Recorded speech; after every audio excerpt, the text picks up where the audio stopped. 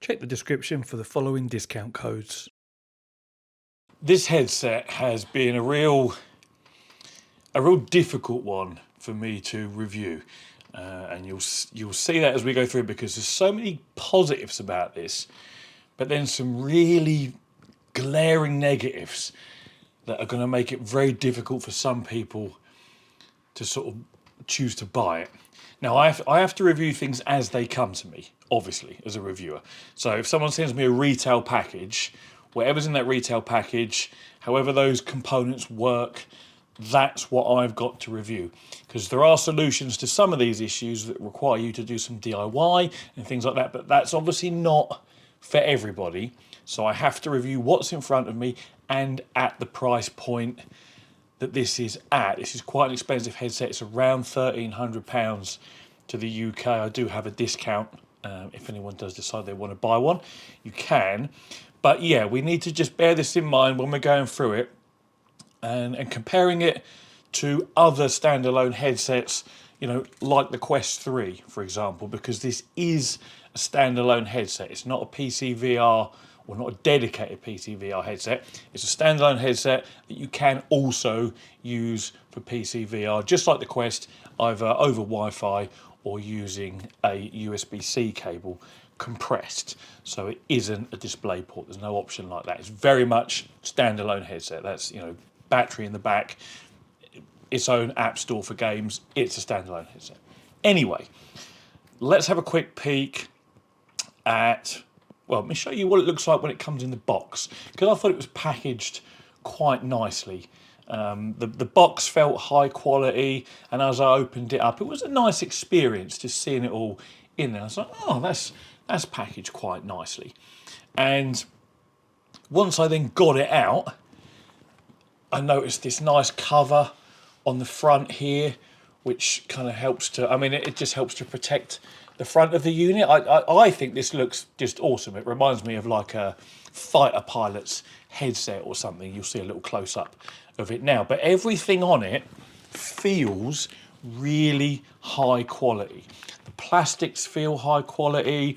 The sort of soft face gasket feels high quality.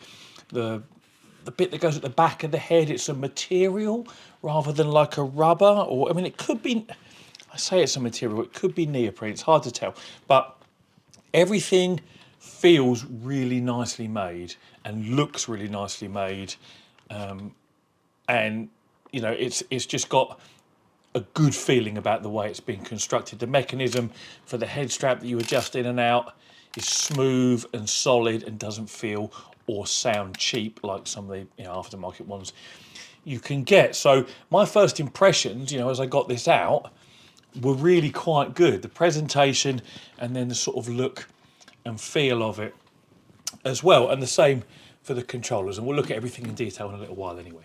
So as we go through this video, you'll see footage of me using it, and you'll see from this clip now where I'm in Microsoft Flight Simulator that I'm sat on my footstool in the front room. You might think this is a slightly odd place for me to be reviewing a VR headset. Why am I not sat in my sim rig, for example? And the answer to that is quite simple. The PC in the front room is the strongest of my two gaming PCs in the house. That has a 5070 Ti in it, whereas the one up here that I'm sat at the desk here with now and that runs my sim rig only has a 3080 in it. And obviously when you're reviewing a VR headset, particularly one with a very high resolution, you want to use your computer that is the strongest of whatever available options you have. So for me, 5070 Ti is a downstairs computer, and that is why the footage is all of me using it downstairs. Also, when you see me do some first-person shooter stuff, the downstairs room is the biggest as well versus this one here, which has a lot of other stuff in it. So that's why we're downstairs. Obviously, I'm assessing a VR headset in this review. I don't need to be sat in a sim rig like I have over there to tell you what the VR experience is like. So that's why I'm down in the front room, in case some of you get confused. So aside from the headset, what else do we get in the box? Obviously, there's the controllers as well. We also get a typical power brick. Mine came with those two pins on, so I didn't even end up using it. I've got many. It's just got USB-C and USB-A, and that's because you charge the controllers as well. They don't have interchangeable batteries. So you get a couple of charging cables, you get a little cloth for cleaning your screen, you get a second facial interface gasket. These are held on magnetically. You can see the magnets there. And this is like a plastic piece here, so you can't bend them around too much, and that's important when we get to a bit later in the video. You get this little cable clip here, at least I'm assuming it's a cable clip, looks like it is, goes over the strap, and you'd run a charging cable through the side there if you wanted to use this plugged in, which might be a thing you have to do if you buy one. And then we have the Play for Dream manual as well, and even this is quite nice quality. You know, the printing is nice, the quality of the paper's nice. It's a good quality headset, including its presentation. So that's everything that comes in the box. Now, the spec of this headset. Let's get into that, shall we? We have two micro OLED panels with a resolution of 3840 by 3552 per eye. That is the equivalent to 13.6 million pixels. And why am I telling you that? Because they advertise it as 4K per eye. It's actually quite a lot more than 4K per eye. 4K resolution is 3840 by 2160, which is only 8.3 million pixels. There is actually a 5.3 million pixel increase per panel, per eye, in this headset over getting a 4K monitor and putting it in your eye, another 4K monitor and putting it in the other eye. It's literally 65% more per eye.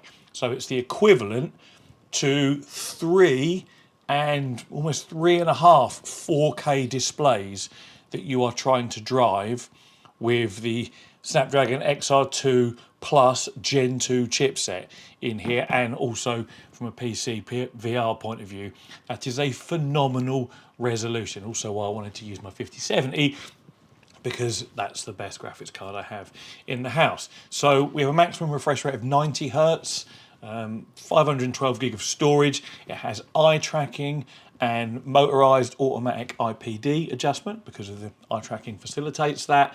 The headset itself has inside-out tracking for your movement and the controllers, and it has a 5,000 milliamp hour battery. So that is our spec. It is quite a high spec headset, and you know, you'd expect that for the price, along with the good build quality. Now, we'll break it down: visuals, audio, tracking, controllers, blah, blah, blah. It's quite a lot to cover with a VR headset. So first of all, the visuals.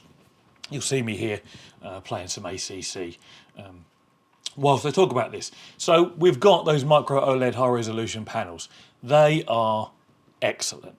We have great colours, great blacks, plenty of brightness, and the image is sharp with no screen door effect. Even when I tried to look for a screen door effect, I couldn't see it. And it's not really a surprise, because the pixel density is obviously very, very high. When I went back to my Quest 3, for example, I straight away noticed that lower resolution display. I was like, oh wow, yeah, that difference is huge. So that's absolutely brilliant. Negatives for the visuals are that the sweet spot in the out-of-box configuration with the facial interface that comes with, the sweet spot is tiny and almost impossible to get your eyes correctly lined up with. And so when you do, you've got a lovely sharp in focus sort of middle of the displays, but if you look around, everything else is just a blurry mess. And this kind of makes the eye tracking a little bit pointless, because if you can't look around inside the VR headset using your eyes, why do you need to track them? You can literally only look straight forward at the center once you get it exactly lined up in that sweet spot. And that is a big, big disappointment, particularly for pancake lenses. And comparing it to the Quest 3, when I put that on, aside from noticing the low resolution, the clarity was just on another level. The Quest 3 literally blew it away as far as clarity goes. I was instantly like, oh yes, I remember now. This is what, proper edge-to-edge clarity looks like, and I can look around with my eyes and everything's still in focus. There's no chromatic aberration or anything like that. And then back to the Play for Dream MR headset, and once I found that sweet spot again, I'm like, yeah, okay, that's tiny. You can't look around. There's no comparison. It's just the edge-to-edge clarity is poor. The sweet spot is tiny. Again, in the out-of-box configuration. We'll talk about this later. So that was a big disappointment. Pass-through visuals, they're probably on par with the Quest 3, but with additional chromatic aberration, noticeably more than what you have on the Quest. So that was a little bit disappointing. There's a chromatic aberration toggle inside the options in the headset. You can turn it on or off, like it corrects for it. But that doesn't apply to when you're using the pass-through, when you're in mixed reality mode. It only applies to when you're in VR mode. So in VR mode, no chromatic aberration. In MR mode, using the pass-through, really bad chromatic aberration. Looks like someone's got their Crayolas out and drawn around the edges of everything in brightly coloured crayons. So, yeah, not great. But to be fair, mixed reality is not exactly super popular anyway. And as far as gaming in mixed reality goes, there's barely anything to even try. And we'll talk about the games library a bit later. People who think about buying a VR or MR headset for work purposes, as in, big virtual displays perhaps out in front of you as a desktop scenario. Honestly, do people really do that? This headset isn't particularly heavy. I think it's 650 grams. It's about 20% more than a Quest 3, and about half what a Pimax Crystal is. So it's not a very heavy headset, but I still wouldn't want to sit with it on my head all day to do work. I mean, technically, when you're in the sweet spot, the image is plenty sharp enough. But I don't know. For me, I would never do it. Maybe some of you do. So, that's that. But the chromatic aberration is bad in mixed reality mostly. If you were going to use it for work purposes and you wanted something that passes through so you can see your keyboard and stuff, probably not the one. If you're going to do it all in VR completely and you don't need to see your keyboard, then it'd be all right. But most instances of people using them for work, of virtual displays, you want to be able to see your keyboard, don't you? Yeah, so that's the pass-through. It's average, chromatic aberration, about as wobbly and warpy as the Quest 3. Not much difference in it there. Next, audio. We have built-in speakers at the sides here, similar to how the Quest is. Unfortunately, they are a little bit subpar. Again, comparing it to the Quest 3. The Quest 3 is a good comparator headset because it's another standalone headset, obviously. And it's also a very popular one. So we'll be using that reference a lot. Yeah, the speakers, they lack the bass, and that's really in inverted commas, that the Quest 3 has. This literally has no bass, whereas the Quest 3 does actually have some sort of small offering of bass when I directly compared the two back to back. So average audio for integrated speakers, but can definitely be better. And the other drawback is there's no headphone socket on this, no 3.5mm socket. You can probably use a USB-C breakout. I haven't tried because personally I don't like wearing headphones. For me, when I'm in VR, I don't like to have a headset, some headphones, a cable, like more and more accessories, a breakout splitter. It's just like too much stuff. It irritates me. So personal preference entirely, of course. But yeah, audio's average. Now, tracking is the next thing we'll talk about, and you'll see me here doing a bit of first-person shooter action in my front room. The tracking was absolutely flawless. Both the headset and the controllers. No drift, no hands appearing, floating in space because the headset has lost their position. Everything was absolutely spot on, equally as good as the Meta headsets. No complaints whatsoever. The controllers themselves I found to be very comfortable. They work perfectly. The buttons and triggers feel absolutely fine, quite smooth in operation. Thumbsticks have got a nice solid feel to them, but not too heavy, and they're kind of hard rubberized on the top. So I actually really like the way these little controllers look and feel in the hand. And if we compare them to Quest 3 controllers, for example, you'll see they're almost identical in size. But yeah, I actually quite like them. They felt nice in the hand. The issue, of course, is with these controllers, there's nowhere for a wrist strap.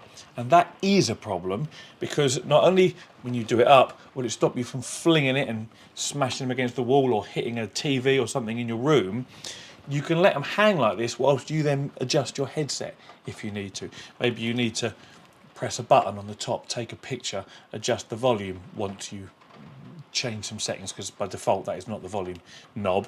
So I think the lack of wrist strap option on these is definitely a drawback and something that could be addressed.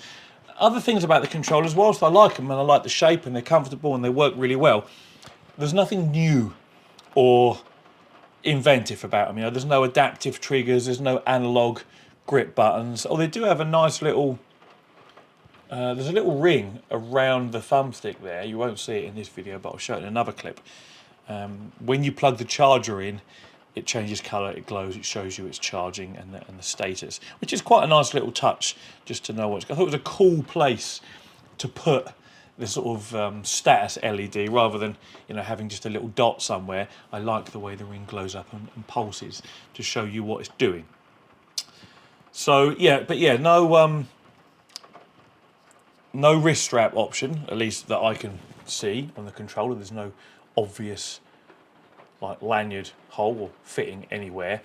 And also, as I mentioned briefly earlier, USB-C for charging, which means if these go flat, you can't just throw another pair of AA batteries, one in each, and carry on your play session. You've literally got to put them on the side, plug them both in, and charge them up. And you probably need to charge the headset. Well, headset needs charging many times before these go flat, and we'll talk about that later. But you'll need 3 USB-C cables. Mine did only come with 2, and the charger that I showed you only has 2 outlets on it. And like, I mean, the chances are your controllers are both going to drain their batteries, you know, at a almost identical rate, because you're going to be using both hands the entire time. So they should really have given you a charger with 3 sockets in and 3 USB-C cables to enable you to charge all 3 devices simultaneously, or better still, not have them rechargeable and have them take a single AA battery like the Meta controllers, and then you can just swap them out when they go flat. If you can hear heavy rain, we've actually got thunderstorm kicking off here, so hopefully I won't lose electricity, and hopefully the rain isn't too loud above my head and the mic's not picking it up. So yeah, that's the controllers, that's the tracking, all good, no issues there whatsoever. Now, we get on to the star of the show, and also the part of this that has the biggest problems, the headset itself. You've seen a nice close-up of it anyway, spinning around, but let me just take you through what we've got on here. There is a dedicated camera button on the left-hand side here. That is also what you use to turn the headset on, but you cannot use it to turn the headset off. There is no dedicated power button. You have to do it through the menu, through the UI, which I find very strange. The button on the right here, which is also a dial, by default allows you to recenter your position in virtual space, and it progressively takes you between full VR and MR modes, literally making the world around you shrink down until it's gone, and then gradually opening back up again so you can see your surroundings. Only really in the home environment. It doesn't do that in games, obviously, or at least not the games that I tested. And so by default, there's no volume rocker or buttons or knob. Now, these are assignable, so in the software, and you'll see this a bit later, I assigned this to be volume, because I don't ever need to progressively switch between VR and MR. It's just not something I ever need to do. But volume, however, I need to change all the time, because depending on what game I'm playing, it might be too loud or too quiet, or maybe someone's talking to me in the room and I want to just quickly turn the volume down. I don't want to have to go into the options menu like come out of my game into the options and move the volume slider down. So I assigned it to be the dial on there. So you know, there's a workaround. But the power button one is a bit weird. We've also got a couple of cameras underneath there, an array of more cameras, and a depth sensor at the front there, microphones in the middle, and there is vents here and at the top here. Also, you can hear the fans when they're on. If there's no music or sound coming from the VR headset, you will hear those fans. They are reasonably loud. And as I say, I love the way this looks. It's very much fighter pilot style headset. And yeah, strap, everything feels great. We've got the adjustment at the back to tighten it up. This back piece articulates, and this is, I know why they've done it. They've done it because the strap doesn't articulate at the front. But this is a problem, because with it articulating at the back, it means the entire headset goes up and down at an angle, pulling it away from your face either at the bottom or at the top. What you want to have happen is it articulate at the front here, so that when you put it on, if you need to raise or lower the strap to get the, let me undo this and put it on, to get the strap where you want it to be on the back of your head, you don't, like, I can't bring this strap down or up, because if I do that, the whole headset moves. All I can do is twist this piece in the back there. Well, that doesn't bring the strap down or up, so you can't get it exactly where you want it. It's the wrong way round. It needs to articulate at the front. You can also remove it completely, but yeah, that's the adjuster.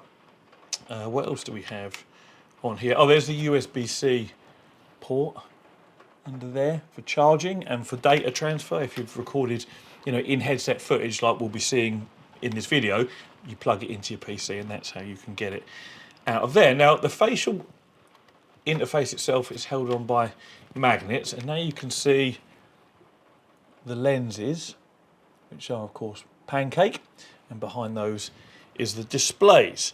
Now, this is where we run into what the first of the two biggest problems with this headset. This is not designed for Western face shapes. If you have a nose, this headset is of zero use to you. And I mean zero use. Let me show you how I have to wear it to get the lenses in line with the center of my eyes, and you'll understand what I'm saying. You may even be able, I don't know, see, I could do with articulating the strap up now, because what I want to do is show you here that the cutout for the nose is almost in the middle of the lenses, which means your nose needs to be in between your eyes. Well, my nose, and most people's noses, is down from our eyes. It's not in the center of them, and you know, it protrudes out like a nose does. I have a fairly average nose, I would say. Anyway, with this back on, for me to get the lenses in line with the center of my eyes and in the sweet spot, I have to have it like this. I don't know whether you'll see that, but my nose is inside the headset. And what's happening right now is the hard plastic of the face interface is sitting on my nose, pressed hard against my nose. It is the most uncomfortable headset I've ever tried. In addition to that, there's huge amounts of light leakage at the side. I can see the room reflecting in the lenses from behind me. And also, it's barely holding onto the back of my head. It will slip off very easily should I be doing any sort of frantic VR movements.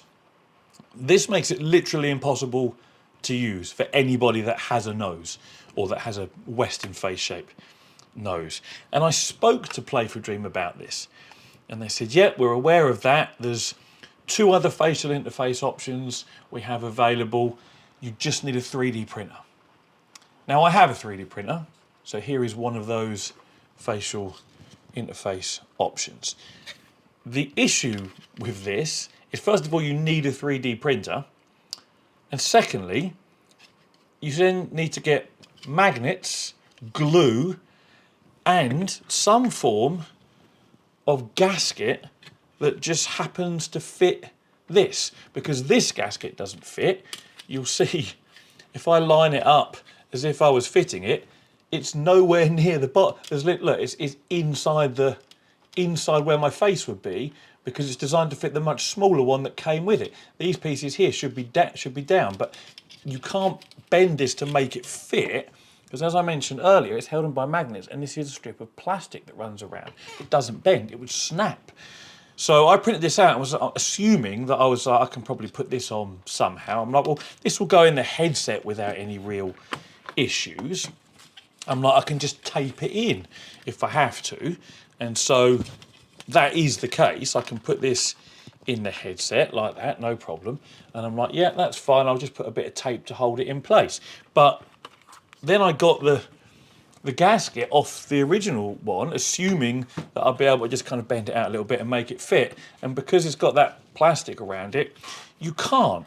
So for a headset that costs £1,300, that is marketed to the Western market. You know, I'm here in the UK and they've sent me one for review, so that's going to appeal to UK and European viewers and people in the States as well, you know, English-speaking countries primarily. They're selling it with a facial interface that simply doesn't work. You just can't use it. It's not like, oh, it's a little bit uncomfortable. Literally, the hard section here sits here, right hard on my nose, because I have to put it down so far to get my eyes in line with the lenses. I actually found that the best way to experience the true potential of this was to wear it without a facial interface, because then the lenses sit exactly in the middle of my eyes, apart from this obviously wants to fall down, so you get it about there. Yeah, that's where I had it. And the lenses were, my eyelashes, by the way, are not touching the lenses, right? So if they make a proper face, I mean, it's extremely uncomfortable because it's pushing on my eye sockets, but if they make a facial interface and supply it with one for normal face shape or Western face shapes, it will be great. Because what I noticed immediately by doing this is that the sweet spot then became huge, because obviously I'm way closer to the lenses.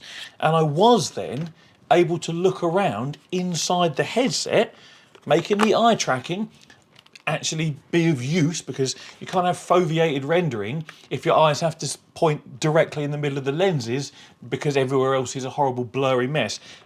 And that's because you can't get your face close enough with the standard gasket. So this was obviously of no use. No way to secure it in without buying some magnets and some glue, and then I would need to either make a gasket myself or hope that one off of another VR headset happens to fit and somehow either glue it on or Velcro it on. So when you buy an expensive headset, this should not be a thing. And yes, if you're in, if you're in the East, I'm sure it fits your face just fine, and that's obviously where they've done all their testing. But I'm a UK reviewer, and I have a Western face shape, so it just shouldn't be like that.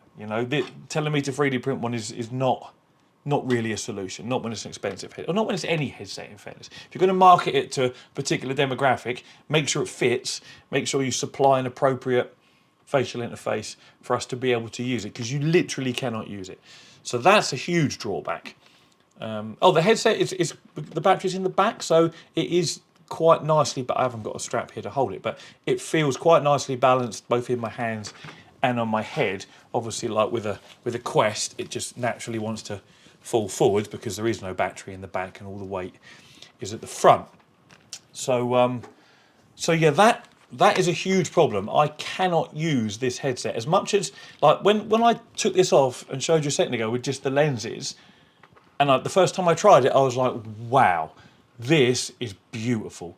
And I was just standing there in VR, appreciating the clarity, the colours, the contrast, the sharpness without any screen door effect, that high resolution display. And I'm like, yeah, this is what it could be like if a properly designed facial interface was available for our face shapes. But as I say, I've got to review it as I have it, and as I have it, useless. Literally useless. Now, the other issue that makes it... Well, actually, before I get into the final issue that is a problem, let's have a look at the user interface and a little mic demo. You'll hear the mic is quite stuttery. I apologise for that, but that is how it is recording. So it's important for you to hear how that is, because if you are in a VR title where there is voice chat, this may be how the microphone operates. Maybe it's something that could be updated with software, I'm not sure. But have a look now as I take you through the user interface and have a listen to the mic.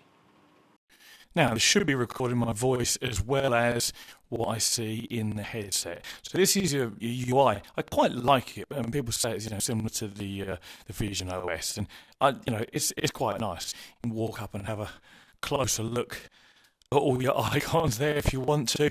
And we'll just pop into settings quickly and just give you a little look. Now, this is a bit weird. Look, I don't know if it will show up in the video, but that's actually slanted upward.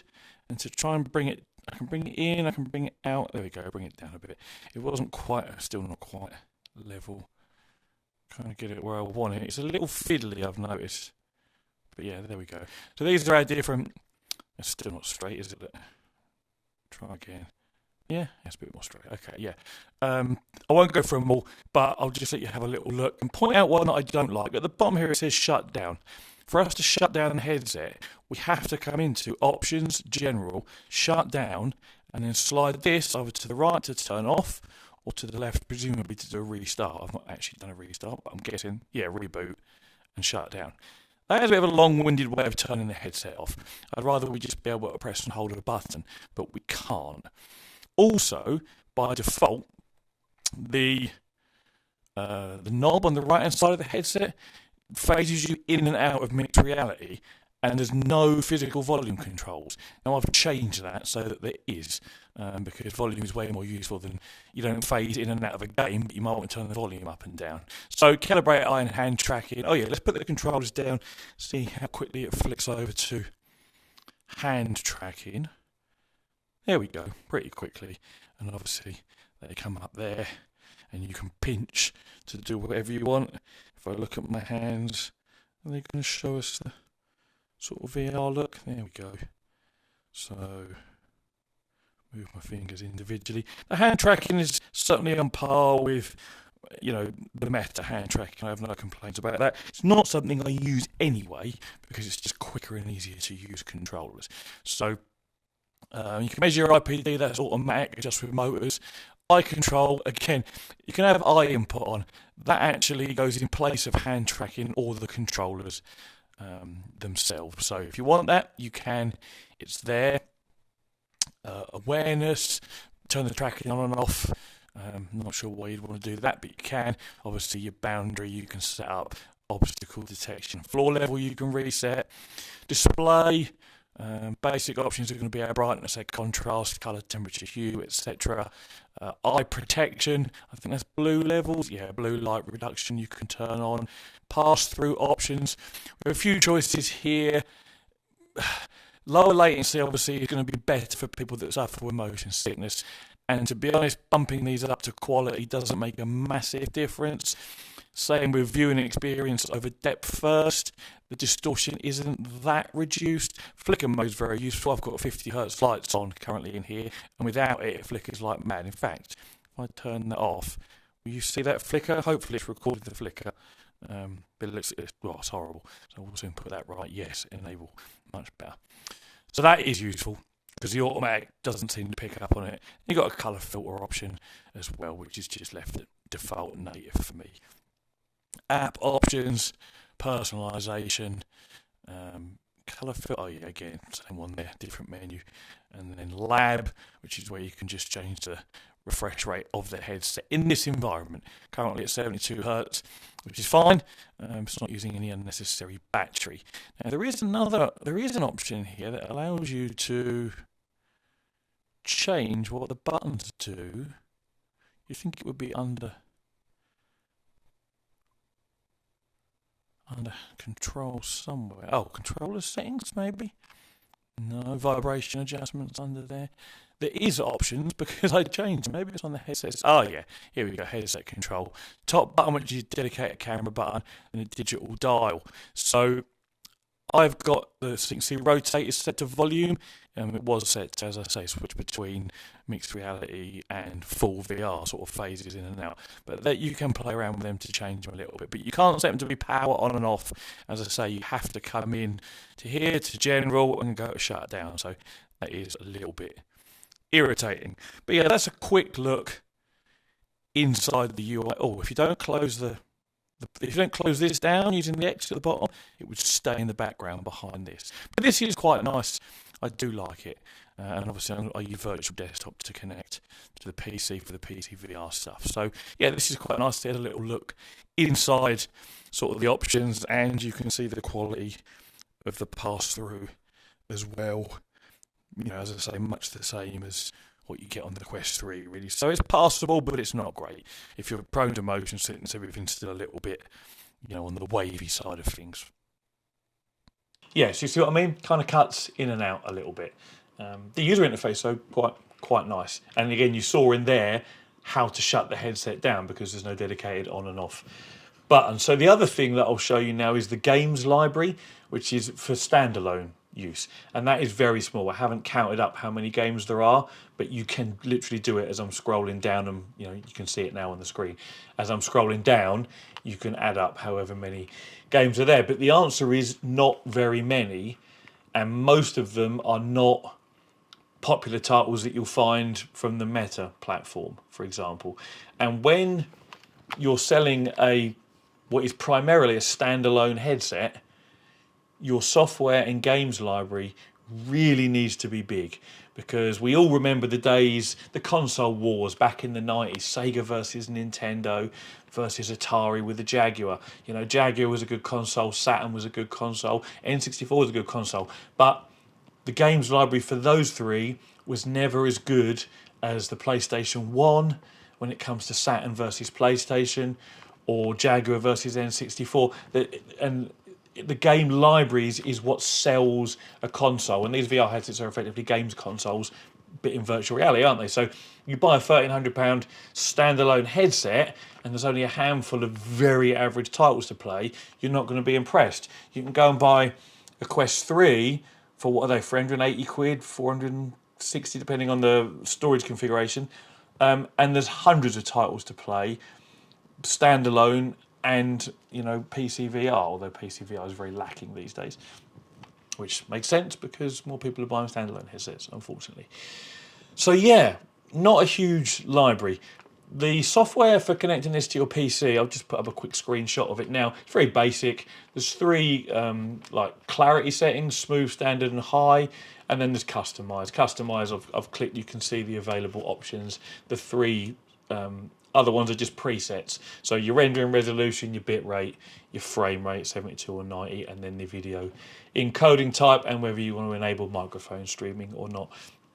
For me, this software gave lots of artifacting and quite a lot of compression, and it looked horrible.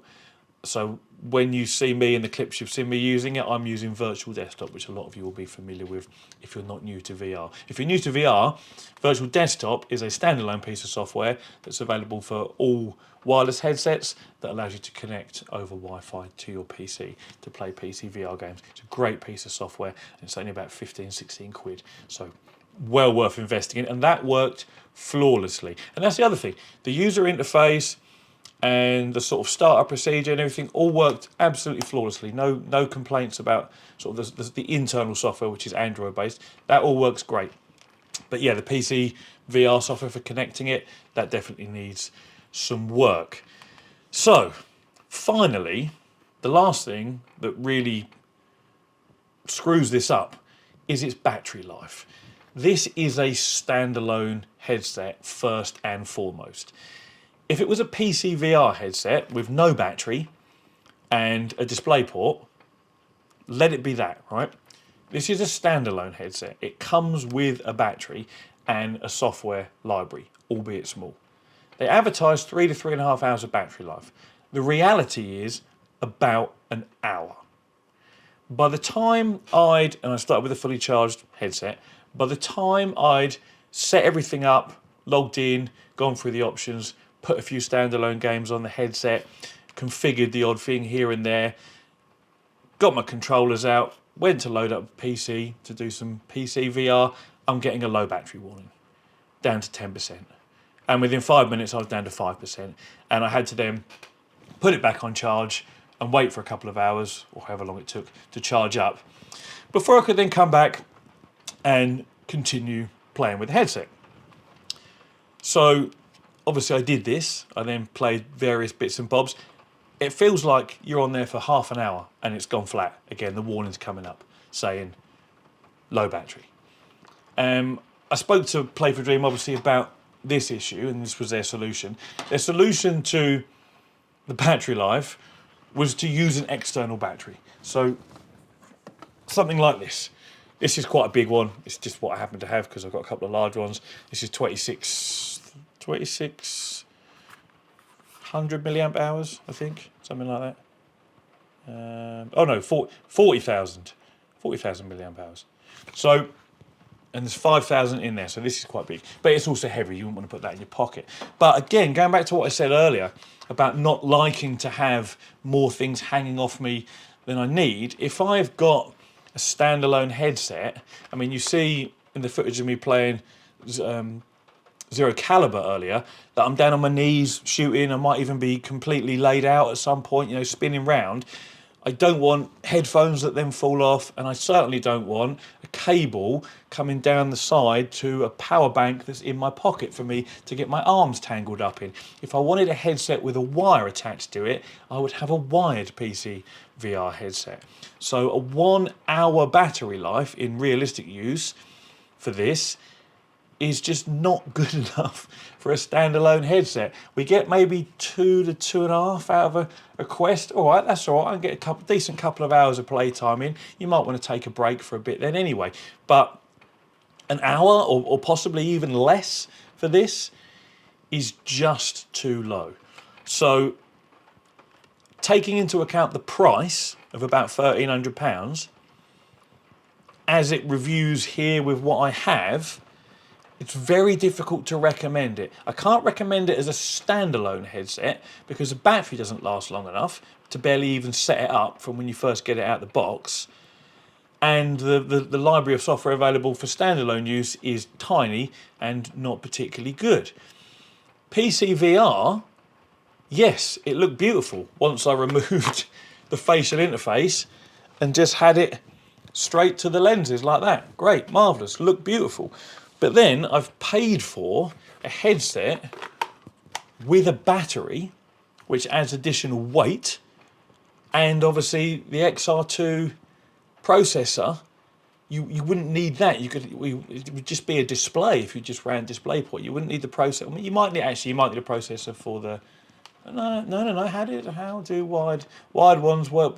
Most of the processing is done by your PC, isn't it? There might be a SoC in there to control the tracking, perhaps inside out, but it wouldn't be an XR2 processor. You could save money, you could save weight, you wouldn't need the storage, you wouldn't need the 16 gig of RAM, I think it might be, that this has, and you wouldn't need the battery in the back. So this, as a standalone headset, currently not really much use because you need to keep it plugged in, and the library is small.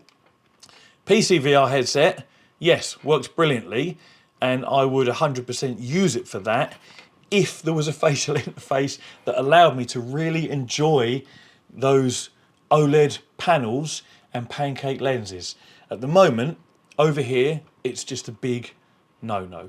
And again, for the price, you could buy 2 or almost 3 Quest 3s, and out of the box, you put them on, great edge-to-edge clarity, comfortable on your head, huge game library if you need it for the standalone, all the things that this doesn't have. So you can see why this is a difficult review, because I love the way it looks. I love the feel of the materials, the quality of the plastics and the cushioning. It all feels great. The panels, absolutely beautiful. And when you get close enough to them with that interface out of the way, you get to appreciate them and look around. Eye tracking for automatic IPD works brilliantly, and foveated rendering works well once you can look around. So there's so many positives about this, but the battery is a joke and the facial interface is not designed for this portion of the market of which I am technically marketing it to. So One interesting, device. It's almost there, but it's not quite. Oh, other things. So another thing that was a little weird, you can't set up a proper boundary like you can with the Meta headsets, for example. You can't draw the shape of your room and around obstacles. It has either like stationary option, which is just a circle around you that you can change the size of, or, well, there's that. And then for moving around, there is a sensitivity slider so that if you get near an object in your house, the mixed reality mode so it kind of opens up and you can see what you're about to walk into. But the issue with that is I much prefer to have a guardian boundary appear all around as I get close to it, because it orientates you in your room, in your head. If you've got a big enough room that you can walk around like I have, you'll know what I mean. If you're someone that sits stationary, it's not going to be an issue. But that was just a small niggle, because I found that I hit my TV downstairs a couple of times with the controller. Oh yeah, because it doesn't, the controllers, there's no, if your controller gets near the edge, it doesn't do anything. It's only if the headset gets close enough that it shows you the pass through. So I hit the TV a couple of times with these, didn't damage it, thankfully. And the TV unit below my TV, I walked into a couple of times as well, even with the sensitivity turned up. So a proper guardian boundary option is definitely needed, particularly as this is designed for standalone VR use. So games, not just for sim racing where you're sat in a rig or flight sim, but actually active, fitness games, first person shooters, table tennis, whatever else, Beat Saber type stuff, rhythm games. A good guardian boundary option is definitely needed. But yeah, that's just another little thing that I think needs improving. So yeah, difficult review. I love the headset and the way it looks and what have you, and the displays, and there's just a few things that would stop me from actually being able to use it. Mostly the battery life and the fact that I physically can't have it on my head for longer than about 5 minutes because it hurts. So make of this review what you will. There will be a discounted link in the description, and you can decide whether it's going to be the headset for you or not. As always, thank you very much for watching, and take it easy.